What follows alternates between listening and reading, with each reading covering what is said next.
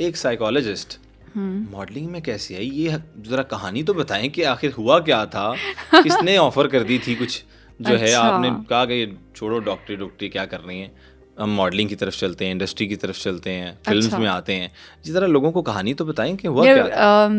Being honest, psychology वाली चीज़ बिल्कुल एक एक्सीडेंटल चीज़ थी। घर वालों ने कहा था? नहीं, मेरे घर वाले मुझे कभी किसी चीज़ के लिए फोर्स नहीं करता है। अच्छा। कभी भी नहीं। मैं वैसे शुरू से, बचपन से मुझे शौक़ था कि मैं मतलब एक्टिंग वगैरह का और चीज़ों का, और वैसे मैं क्रिएटिव थी। बचपन में भी मैं पेंटिंग्स, वॉल्स पे पेंटिंग्स करती थी और ख़ुद ही कुछ कैरेक्टर्स को एब्जॉर्व करके शीशे के सामने वो खुद को बन के दिखाती थी।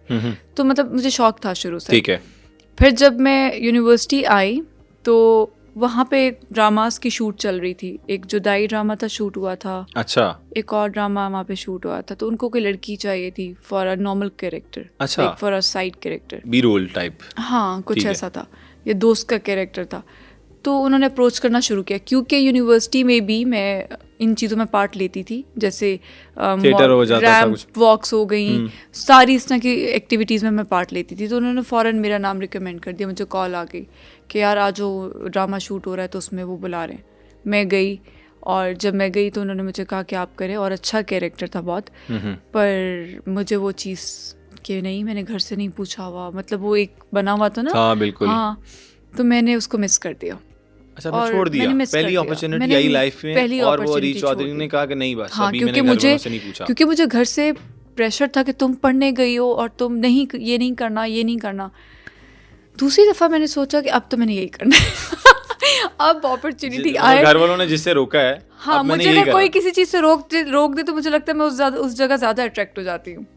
खैर, इस चीज़ पे भी मैंने अब कंट्रोल कर लिया है, क्योंकि इस तरह तो आपका दुश्मन भी कुछ भी कर सकता है। हाँ, मैं वही कह रहा हूँ। हाँ, तो मैंने, लेकिन मुझे पता था कि यार मैंने ये करना है, बचपन से मुझे शौक था।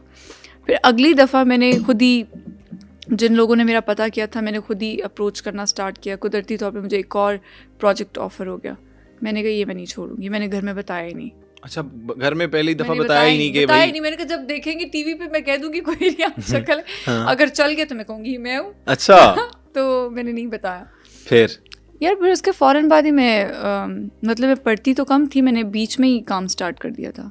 लाइक सेकेंड ईयर में ही मैं थी, और मैंने सेकेंड सेमेस्टर में थी और आपने करियर का स्टार्ट कर दिया। हाँ, मैंने फिर नेस्ले सेरेलैक का एक ऐड किया, और फिर चल मुझे काम मिलता गया और मैं करती गई। मैं यूनिवर्सिटी जाती ही नहीं थी, मैं घर से काम कर रही होती थी। और बस असाइनमेंट्स कौन करता था? रिजवान। रिजवान यूनिवर्सिटी में कहाँ से आया? रिजवान तो नहीं था। असाइनमेंट्स मैं खुद करती थी, मतलब मेरी कुछ दोस्तों ने की थी, मैं उनकी कॉपी करके जमा करा देती थी। मतलब पढ़ने का शौक इतना नहीं था। मतलब वो शुरू से, मतलब आपने कहा कि बस ठीक है, जिस तरह चल रहा है उस तरह चल रहा है। फिर आगे क्या हुआ जब ये पता चला घर वालों को? तो क्या रिएक्शंस थे? अब्बा जी ने कुछ नहीं कहा? बाबा नाराज हो गए, उन्होंने तो बात ही नहीं की। उन्होंने बात नहीं, कितना अरसा तो नहीं, बस वो मेरे से इतना अरसा नाराज़ नहीं रह सकते, 2-3 दिन से ऊपर। उन्होंने बस बात नहीं की, मैंने भी कोई ख़ास बात नहीं की। मैंने सोचा मामा को समझाती हूँ। बट मेरे जो भाई हैं वो दोनों बहुत सपोर्टिव थे, और फिर उन्होंने कन्विंस किया बाबा को कि बाबा इट्स नॉट रॉन्ग, उसका शौक है, उसको आप करने दो, कुछ गलत नहीं है। अगर आप, एक क्रिएटिव फील्ड है, एक आर्ट फील्ड है, लेट इट डू जो वो करना चाह रही है। मतलब इस तरह से तो थी, चलो घर वालों की, हाँ, लेकिन बाहर रिश्तेदार होते हैं, पीयर ग्रुप्स होते हैं, तो उनमें से कौन था जिसने कहा कि रीच बस अब गई, अब नहीं आती है रीच? यार जरा बताएं ना, पुप्पो थी, चाची थी, ताया थे, कौन था? कौन? फैमिली के बहुत सारे ऐसे लोग थे जो क्या क्या बातें सुनने को मिली, जरा ये तो बताएं ना जरा। ये कैसी फील्ड में भेज दिया तुमने इसको, उसकी शादी कैसे होगी, क्या करेगी अब वो, देखना जरा, ये कोई फील्ड है, ये कोई काम है करने वाला, ऐसी बात है। तो उसको आपने टैकल किस तरह से किया? मैं शुरू से नहीं करती थी, मैंने हमेशा बचपन से अपनी मर्जी की है। मैं इधर से सुनती थी, इधर से निकाल देती थी। तो अब्बा जी ने ये नहीं कहा फोर्सफुली कि बेटा छोड़ दो? नहीं, मेरे बाबा ने मुझे फोर्स नहीं किया। नहीं कहा कि छोड़ दो, ये क्या काम? मामा ने तो मुझे बिल्कुल नहीं कहा। उन्होंने कहा बेटा जो उनको मुझ पे कॉन्फिडेंस भी था, उनको पता था कि हमारी बच्ची कुछ करेगी तो अच्छा ही करेगी, कुछ बुरा नहीं करेगी। All right. So they were very confident over me.